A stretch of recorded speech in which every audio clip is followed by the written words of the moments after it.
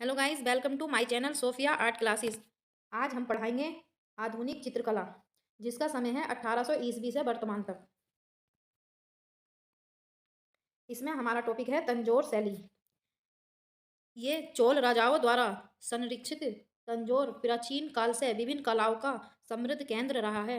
18वीं शताब्दी के अंत में राजा सरभोजी ने राजस्थानी राज्यों की अवस्था खराब होने पर चित्रकारों को आश्रय प्रदान किया और सन 1833 ईस्वी से 1855 में राजा शिवाजी के राजकाल में 18 कलाकारों के परिवार को साज्य साज्याश्रय मिला हुआ था, जो हाथी दांत एवं कष्ट फलक पर चित्र आकृतियां बनाते थे।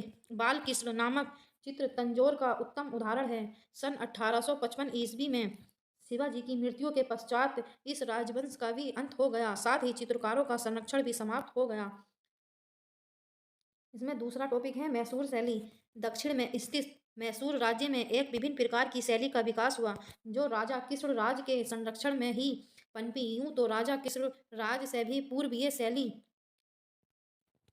100 वर्षों तक प्रचलित रही। इस दौरान दरबारी कलाकारों को अधिक प्रोत्साहन दिया गया। कृष्णराज स्वयं एक ही विषय को अनेक कलाकारों द्वारा चित्रित करवाते थे। तीसरा टॉपिक है उड़ीसा शैली या ओडिशा। ये 17वीं शताब्दी में उड़ीसा की स्थानीय चित्र शैली में कालीघाट शैली एवं अन्य कला शैलियों का सम्मिश्रण हुआ है। मुगल शैली व अपभ्रंश शैली की अंतराल व्यवस्था विजयनगर शैली का आकृति विधान है। इस शैली के चित्र प्रायः टाट या कपड़े पर बनते थे, जिन्हें जगन्नाथपुरी खरीद कर ले जाते थे। इन चित्रों के विषय धार्मिक आख्यानों, गीत गोविंद या राधा कृष्ण के कथानक पर आधारित होते थे। कालीघाट या बाजार चित्र शैली। ये शैली 9वीं शताब्दी में कालीघाट में चित्रण की नई पद्धति चल रही थी, जिससे चित्रों में मोटे कागज पर मजबूती के साथ कपड़ा चिपकाकर तैयार किया जाता था। बंगाल प्रदेश के कोलकाता शहर में कालीघाट का मंदिर काली माता को समर्पित था। खनिज रंगों से टेम्परा की विधि में गहरे भड़कीले रंगों से चित्रण करके सशक्त तुलिका द्वारा रेखांकन कर दिया जाता था। संगीत का अभ्यास करते हुए कालीघाट शैली की विशेषता दर्शाते हैं।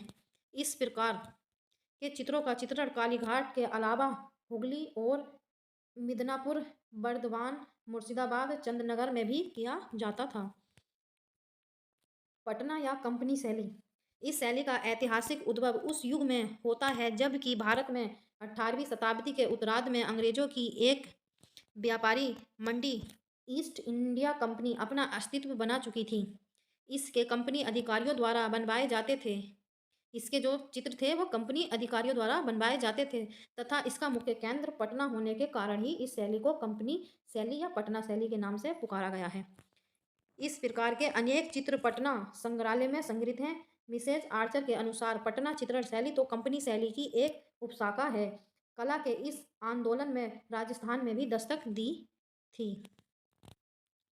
इसके चित्रकार 9वीं शताब्दी को पटना शैली का उत्थान समय माना गया है। इस शैली के चित्रकारों में सेवक राम का नाम जो है वो सबसे प्रमुख है और भूसालाल जय, रामदास व फकीरचंद आदि चित्रकार भी इस शैली में थे। पटना शैली के चित्रों की विशेषताएं। चित्र प्रायः छोटे छोटे बनाए गए हैं तथा भारतीय लोगों की विभिन्न प्रकार के रहन सहन का चित्रण हुआ है। इसमें प्रारंभ में प्रकृति चित्रण को यथार्थवादी ढंग से चित्रित किया गया है। कंपनी शैली के चित्रों को पोत को विशेष रूप से दर्शाया गया है। आकृतियों को प्रायः 1.5 चश्म चेहरे चित्रित हैं। Thank you. आज के लिए इतना ही। हमारे चैनल को लाइक एंड सब्सक्राइब